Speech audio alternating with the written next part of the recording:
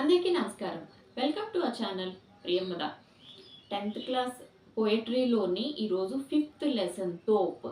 తోప్ అంటే క్యానన్ అంటారనమాట ఇంగ్లీష్లో, ఫిరంగి తెలుగులో.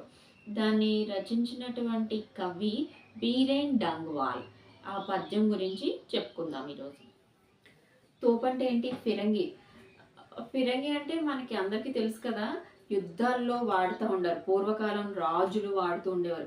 రీసెంట్గా మనకి మీరందరూ మూవీస్ అంటే ఇష్టం కదా, మూవీస్లో బాహుబలి మూవీలో కూడా ఫిరంగి పెట్టి ఇలాగ చక్రాలతో బండిలాగా ఎడ్ల బండి షేప్లో ఉండి ముందరికి ఒక గొట్టం ఉంటుంది కదా, దాంట్లోంచి గుళ్ళు బాంబ్స్ పెడతా ఉంటే అది ఒకేసారి షూట్ చేస్తారు. చాలా డిస్టెన్స్ వెళ్ళి చాలామంది చనిపోతూ ఉంటారు. దాన్ని ఫిరంగి అంటారు కదా. మీకు ఆల్రెడీ సినిమాలు చూస్తుంటే ఐడియా ఉండే ఉంటుంది. ఎస్, ఇప్పుడు దాని గురించి కవి ఏ విధంగా వర్ణిస్తున్నారు అనేది చూద్దాం మనం.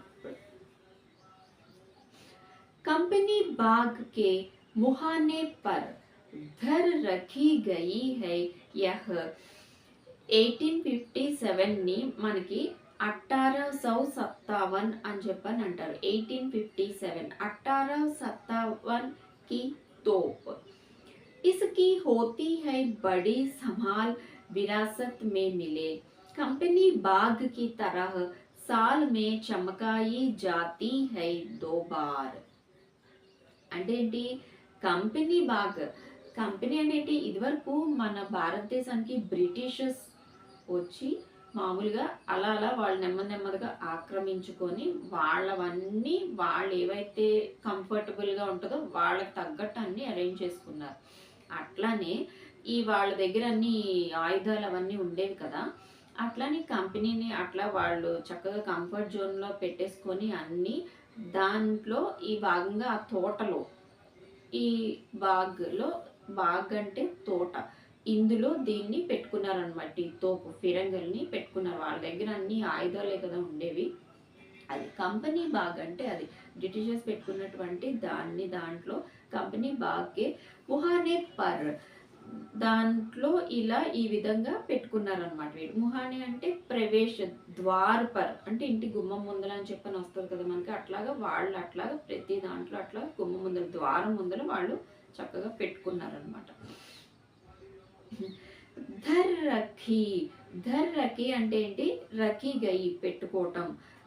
హై యహ్ 1857 1857 ఏమంటారు? 1857 అంటే సౌ అంటే 100, 1857 57 ఈ తోపు ఆనాటి కాలంలోది అనమాట. ఈ తోపు ఫిరంగి. ఇస్కి హోతీ హై బడి సమాల్ విరాసత్ మే మిలే. అంటే సమాల్ అంటే ఏంటి? చాలా జాగ్రత్తగా దేఖ్బాల్, దాని పనితీరుని దాన్ని జాగ్రత్తగా శుభ్రంగా నీట్గా చూసుకోవటం అని చెప్పని వస్తుంది. ఇప్పుడు చూడండి, మనం ఏదన్నా వస్తువు ఏమన్నా కొనుక్కున్నా ఉంటే దాన్ని జాగ్రత్తగా రోజు తుడుచుకొని, సైకిల్ ఏదోటి సంథింగ్ ఏమన్నా వస్తువు మన ఇంట్లో ఉందంటే రోజు తుడుచుకొని శుభ్రం చేసుకుంటారు, లేకపోతే వీక్లీ వన్స్ అయినా సరే. అట్లాగా దీన్ని అంత జాగ్రత్తగా చూసుకునేవారు అనమాట. విరాసత్మే మిలే, విరాసత్మే అంటే వాళ్ళప్పుడు కొనుక్కున్నటువంటిది కాదు, తరతరాల నుంచి వచ్చినటువంటిది అనమాట వాళ్ళకి. कंपनी बाग की तरह साल में चमकाई जाती है 2 बार. ఈ కంపెనీ బాగ్ కి తర, ఈ తోటలో ఇది దాన్ని తోటని మనం చూడండి ఏం చేస్తాం, గార్డెనింగ్ ఇంట్రెస్ట్ ఉన్న వాళ్ళు తోటని 4 రోజులకు ఒకరు వీక్లీ వన్స్ ఎవరు ఫ్రీగా ఉన్నప్పుడు అట్లాగా మొక్కలు ఏమైనా పెరిగిపోతుంటే ఇష్టం వచ్చినట్టు కట్ చేసి నీట్గా చక్కగా పెట్టుకుంటామా? ఆ మొక్కలు ఏమైనా అడ్డదిడ్డంగా పెరిగిపోతుంటే వాటిని కట్ చేసి చక్కగా ఒక అందంగా షేప్లో పెట్టుకుంటాం. ఆ విధంగానే సాల్మే చమకాయి జాతి హై 2 బార్. సాల్ అంటే సంవత్సరం, సంవత్సరంలో చమకాయి, చమకాయి అంటే దాన్ని శుభ్రం చేసి, ఒకవేళ అది ఏమన్నా ఎక్కడన్నా పెయింట్ ఏమన్నా పోతే మళ్ళీ దానికి పెయింట్ వేసి రోజు తుడుస్తా నీట్గా దాన్ని జాగ్రత్తగా చూసుకుంటున్నారు. చమకాయి జాతి హై 2 బార్, 2 బార్ అంటే 2 సార్లు అని దీన్ని వస్తుంది. అంటే ఇక్కడ అది ఒక ఆయుధాన్ని వాడుకునేటప్పుడు 2 బార్ అంటే సంవత్సరానికి ఇక్కడ 2 సార్లు అని చెప్పానంటే ఇది ఎప్పుడు మనకి ఇలాంటివన్నీ ఎప్పుడు చూపిస్తారు? మనకి ఈ రిపబ్లిక్ డే రోజున లేకపోతే ఇండిపెండెన్స్ డే రోజున మనకి చూపిస్తూ ఉంటారు కదా, అట్లాగా ఆ సందర్భం ఏమైనా వస్తుందంటే ఇంక అప్పుడు దాన్ని తుడిచి శుభ్రంగా నీట్గా అందంగా చేస్తారని చెప్పని దీని అర్థం అనమాట. ఇక్కడ కవి ఈ విధంగా వర్ణిస్తున్నారు, చెప్తున్నారు దాని గురించి. సుబహ్ షామ్ కంపెనీ బాగ్ మే ఆతే హై బహుత్ సే సైలానీ. అంటే ఏంటి? సుబహ్ షామ్ మార్నింగ్ నుంచి ఈవినింగ్ వరకు కంపెనీ బాగ్ మే ఆతే హై బహుత్ సే సైలానీ. సైలానీ అంటే ఏంటి? దర్శనీ స్థలం పర్ ఆనే వాలే యాత్రి అని చెప్పని వస్తుంది. అంటే యాత్రికులు దాన్ని చూద్దాం. ఇప్పుడు ఏదన్నా ఒకటి కొత్తగా పెట్టారంటే మనం చూడండి వెళ్ళి చూసి అబ్బాయి ఇది ఇలా ఉందా, ఇది ఇలా ఉంది, దాని గురించి అన్నీ తెలుసుకుంటాం. ఆ విధంగానే దీన్ని అందరూ అక్కడ యాత్రికులు ఒక దర్శని అంటే చూడటానికి సైట్ సీయింగ్ ప్లేస్ లాగా దీన్ని కూడా అక్కడ చూడటానికి చక్కగా తోటలోకి వచ్చి దీన్ని చూసుకొని ఓహో ఇది ఇలా ఉందా, ఇలా వాడతారా అని చెప్పని దాన్ని అన్ని చూసుకొని వివరాలు తెలుసుకొని వెళ్తున్నారనమాట. उन्हें बताती है यह तोप की మై బడి జబర్. జబర్ అంటే ఉన్హేం బతాతి హై, వాళ్ళందరికీ అక్కడ గైడ్ ఉన్న వాళ్ళు చెప్తున్నారు, ఇది చెప్తాంది. యహ్ తోప్ కి మై బడి జబర్, ఇది తోప్ అండి అని చెప్పని అంటారు. మామూలుగా ఈ పిల్లలు మీరు ఫ్రెండ్స్ మాట్లాడుకునేటప్పుడు వాడు తోపురా, ప్రతి దాంట్లో ఆల్రౌండర్, ఎంత బాగుంటాడో, వెంటనే వాడికి అన్నీ అర్థమవుతాయి, ఎందులోకి వెళ్తే అందులో ఫస్ట్ ప్రైజులు తెచ్చుకోవాల్సిందే, తోపురా వాడు నిజంగా అని చెప్పని అంటూ ఉంటారు కదా. అంటే అంత గ్రేట్గా చెప్పుకుంటున్నాం అక్కడ వాళ్ళ గురించి, అంటే వాళ్ళు చేసే పని తీరు అది దాని గురించి. ఇక్కడ యా తోపుకి మై బడి జబర్. బడి జబర్ అంటే తాకత్వర్, చాలా ఎంతైనా సరే ఎంత డిస్టెన్స్లోనే వీళ్ళు ఎంతమంది అయినా చంపేయగలదు, ఇది మామూలుగా అది దాన్ని ఒక ఆయుధం కదా అది. ఆ విధంగా ఇక్కడ వర్ణిస్తున్నారు. उड़ा दिए थे मैंने अच्छे अच्छे सुरमाओं के दर्जे अपने जमाने में. ఏం చెప్తున్నారు ఇక్కడ? ఉడా దియే థే మైనే, ఇక్కడ తోపు ఇది చెప్తుంది అనమాట. ఇక్కడ నేను ఎంత శక్తిశాలిని శక్తివంతున్నో తెలుసా. ఉడా దియే థే మైనే, ఉడా దియా అంటే ఎగిరి దూరంగా పడేవారు, ఉడా దియే మైనే. అచ్చే అచ్చే సుర్మావోం. సుర్మావోం అంటే ఏంటి? వీరులు. వీరులు యుద్ధం జరిగేటప్పుడు వీరులే కదా అందరూ వచ్చేది, ఆపోజిట్ వాళ్ళు అంతా ఇటు సైడ్ లీడర్స్ అంతా కింగ్స్ రాజుల కాలం నాటి వాళ్ళు. అలా సుర్మావోం కే దజ్జే, సుర్మావోం గొప్ప గొప్ప వీరుల్ని సైతం నేను చంపేశాను తెలుసా. దజ్జే అంటే చిత్తు చిత్తుగా చేయడం, ఓడించటం అనమాట, ముక్కలు ముక్కలుగా చేయటం అని చెప్పని వస్తుంది. అపనే జమానేమే, దాన్ని ఎప్పుడైతే వాడే కాలంలో అప్పుడు తన జమానాలో అంటే తన్ని అంత గ్రేట్గా చూసుకునే రోజుల్లో అని చెప్పని వస్తుంది. ఎప్పుడైతే దాని ఉపయోగం ఎక్కువ, దాని అవసరం ఎక్కువ, అంటే ఎక్కువ మంది సైనికులు వచ్చేస్తున్నారు యుద్ధానికి అన్నప్పుడు అప్పుడు ఇది యూజ్ చేసేవారు. అది ఎందుకంటే చాలా మంది వెంటనే చనిపోతూ ఉండేవారు కదా, అందుకని సుర్మానం అంటే మా గొప్ప గొప్ప వీరుల్నే చంపేశాను నేను అని చెప్పని ఇక్కడ ప్రౌడ్గా చెప్పుకోవటం అనమాట. अब तो बरहाल అంటే छोटे लड़कों की घुड़सवारी से अगर यह फारिग हो तो उसके ऊपर बैठकर चिड़िया ही अक्सर करती है गपशप. कभी कभी शैतानी में वे इसके भीतर भी घुस जाती है, खासकर गौरयें. ఏం చెప్తుంటా? అబుతో బరహాల్. అబుతో బరహాల్ అంటే ఏంటి? ఫిల్హాల్ ఏమైనప్పటికీ ఇప్పుడు అంటే అబుతో ఇప్పుడు ప్రస్తుతం ప్రెజెంట్. చోటే లడకోంకి గుడ్ సవారీ సే అగర్ యహ్ ఫారిగ్ హో. ఫారిగ్ హో అంటే ఫారిగ్ అంటే ముక్త్, ఖాళీ, ఇప్పుడు దాంతో పనేమీ లేదు. ఇప్పుడు యుద్ధాలు జరిగినప్పుడే కదా దాన్ని వాడుకొని దాన్ని అవసరానికి ఉపయోగించుకున్నారు, అప్పుడు చాలా బాగా యూస్ఫుల్ అయింది, దాని పేరు మారుమోగిపోయింది అనమాట. మిగిలిన వెపన్స్తో కన్నా ఇది ఇంకా బాగా దీన్ని జాగ్రత్తగా చూసుకునేవారు. छोटे लड़कों की गुड सवारी से अगर यह फारिग हो तो उसके ऊपर बैठ कर.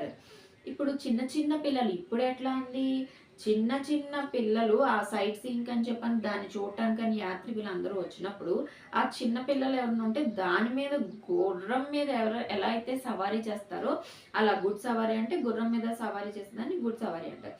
ఆ విధంగా దానిపైనే ఎక్కించి కూర్చోపెట్టి ఫోటోలు తీస్తున్నారు, చిన్న పిల్లల్ని కూర్చోపెట్టి. గుర్రం మీద ఎలా అయితే ఎక్కి సవారీ చేస్తామో అలా దీని మీద కూడా ఒక గుర్రం అనుకొని దీని మీద కూడా అలా కూర్చొని ఫోటోలు దిగుతున్నారు అని చెప్పని వస్తుంది. ఇప్పుడైతే ప్రెజెంట్ ఖాళీ. తో ఉస్కే ఊపర్ బైఠ్ కర్ దాని పైన కూర్చొని చిడియా హీ అక్సర్ కర్తీ హై గప్‌షప్. చిడియా పక్షులు కూడా దాని మీద ఎక్కి కూర్చొని ఎగిరి ఇటు తిరిగి ఇటు తిరిగి అటు తిరిగి చక్కగా కిచ్ కిచ్ కిచ్ కిచ్ అని చెప్పి అలా పక్షులు కూడా వచ్చి కూర్చుంటున్నాయి. కభీ కభీ శైతానీ మే వే ఇస్కే భీతర్ భీ ఘుస్ జాతీ హై ఖాస్‌కర్ గౌరయ్య. కభీ కభీ శైతాని అంటే అల్లరి. పిల్లలు చూడండి కొంతమంది అల్లరి చేస్తూ ఉంటారు కదా, హేళనగా మాట్లాడటం లేకపోతే అల్లరి చేయడం. చిన్నపిల్లలు ఏం తెలియదు, వాళ్ళు ఎగిరి గంతులేసి అట్లా దూకటం చేయటం అలా చేస్తారు. అలాగే ఈ పక్షులు కూడా శైతాని మే వే ఇస్కే భీతర్ బి, భీతర్ అంటే లోపలికి అందర్, భీతర్ బి గుస్ జాతి హై, దాని లోపలికి కూడా వెళ్ళి దూరిపోయి, ఆ గొట్టం బారుగా ఉంటది కదా దాని లోపలికి కూడా దూరిపోయి వెళ్ళిపోయి కాస్కర్ గౌరవం చిన్ని చిన్ని పిట్టలు, గౌరవం అంటే చిన్న చిన్న పిచ్చుకలాగా ఇంకా చిన్న చిన్ని పిట్టలు అవన్నీ దాని లోపలికి కూడా దూరిపోయి మళ్ళీ పక్కన దాంట్లోంచి మళ్ళీ దూరి మళ్ళీ బయటకు వచ్చేస్తూ ఉండేవన్నమాట, అల్లరి చేస్తూ ఉండేవన్నమాట దాని మీదకి ఎక్కి. वे बताते हैं कि दरअसल कितनी भी बड़ी हो तोप एक दिन तो होना ही है उसका मुंह बंद.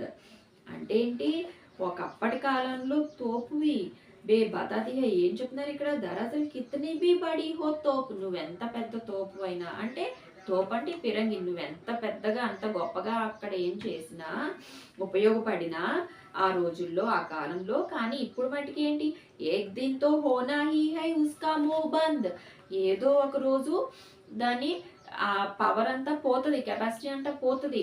ఇప్పుడు ఈ విధంగా పక్షులే కూర్చొని పిల్లల పైన గుర్రంలాగా సవారీ చేస్తూ అట్లాగా అయిపోయింది, నిరుపయోగంగా అయిపోయింది అని చెప్పని అర్థం. అంటే ఇక్కడ ఏంటి, కవి ఏం వర్ణిస్తున్నారు ఇక్కడ చూడండి. మనకి ఎగ్జాంపుల్లో ఏదో ఒక వస్తువుని తీసుకొని పంచతంత్రంలో కూడా చిన్న చిన్న కథలు, కాకి కథ, తాబేలుని ఆ క్యారెక్టర్స్ తీసుకొని అలా చెప్తా ఉంటారు కదా, అదే విధంగా ఇక్కడ కవి దీని గురించి అసలు ఏం చెప్తున్నారు, మనకి తోపు అంటే ఒకప్పుడు కాలంలో చాలా ఉపయోగపడింది. ఇప్పుడు మనకు కూడా అంతే, ఈ మనుషులు మంచిగా ఉన్నంత కాలం అబ్బా వాళ్ళదే హవా, తన మాటే వినాలి లీడర్. కానీ అదే ఏదో ఒక రోజు పడిపోవాల్సిందే.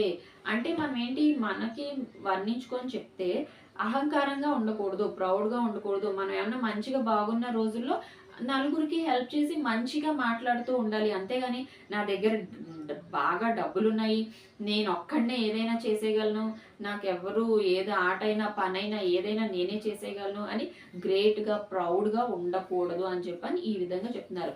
అలా ఉంటే కనుక ఏదో ఒక రోజున ఇలా కామ్గా కూర్చోవాల్సిందే. చూడండి ఉస్కా ముహ్ బంద్ హో, అంతే కామ్గా ఇంక నోరు మూసుకొని కూర్చోవాల్సిందే. అంటే ఏమీ చేయలేక ఇంకా అలాగ చూస్తూ కూర్చో ఉండాల్సిందే అని చెప్తున్నారనమాట. దీన్ని ఈ లెసన్లో మనం నేర్చుకున్న నీతి ఏంటి, అహంకారంగా ఉండకూడదు, ప్రౌడ్గా ఉండకూడదు, ఇగోకి పోకూడదు. ఏదైనా సరే హెల్ప్ చేస్తూ ఉండాలి. మన పక్క వాళ్ళు ఎవరైనా ఒకవేళ కోపం తెచ్చుకుంటే ఆ టైంలో మనం కూడా కోపం తెచ్చుకొని రియాక్ట్ అవ్వకుండా ఉంటే, కూల్గా ఉంటే తర్వాత వాళ్ళే రియలైజ్ అయ్యి అవును నేను నాదే తప్పు సారీ అని చెప్తే అక్కడికి సెటిల్ అయిపోద్ది. ఆ విధంగా ఉండాలి, ప్రౌడ్గా ఉండకూడదని దీని ద్వారా ఈ లెసన్ మనం నేర్చుకునే మోరల్ కవి ఈ విధంగా చెప్తున్నారనమాట మనకి.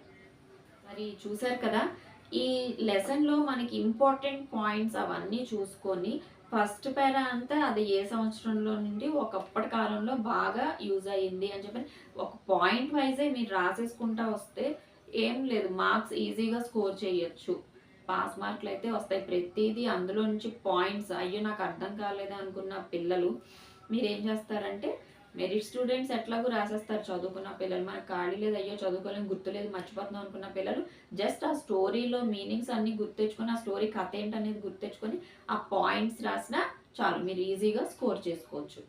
మరి నెక్స్ట్ వీడియోలో ఇంకో లెసన్తో మళ్ళీ కలుద్దాం.